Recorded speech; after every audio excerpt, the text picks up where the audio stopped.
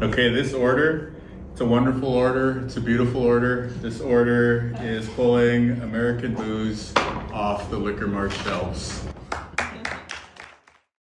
Here we see a Canadian official in the province of Manitoba not only mocking Donald Trump, but responding to Trump's tariffs by signing an order to take American booze off the shelves. Here's Ontario Premier Doug Ford explaining how this will impact American alcohol trade with Canada. And as the exclusive wholesaler, American brands will no longer be available in LCBO catalog, meaning other retailers, bars, and restaurants in the province will no longer be able to restock U.S. products. This is an enormous hit to the American producers.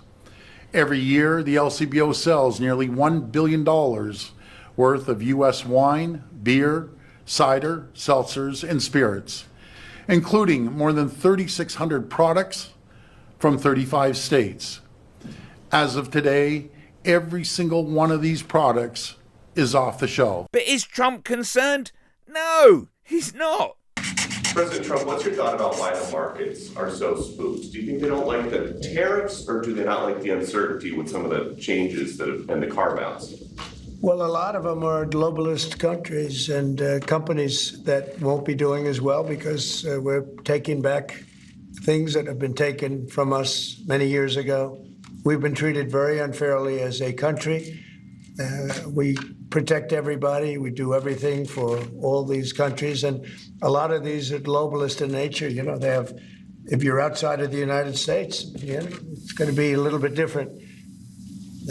We just weren't treated right. We were ripped off as a country. I've been saying it for a long time. The Canadians are canny too, as they're also targeting red states to make pressure felt on Republican leaders.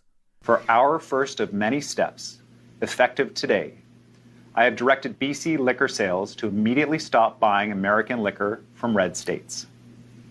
Liquor store employees will be removing the most popular of these brands from government store shelves. U.S.-based businesses will now lose out on tens of billions of dollars in revenues. And I did it to a certain extent in the first administration, but with COVID coming in, we had to focus on that toward the end. But we had the greatest economy in history in the first administration, and I think we'll do even better now.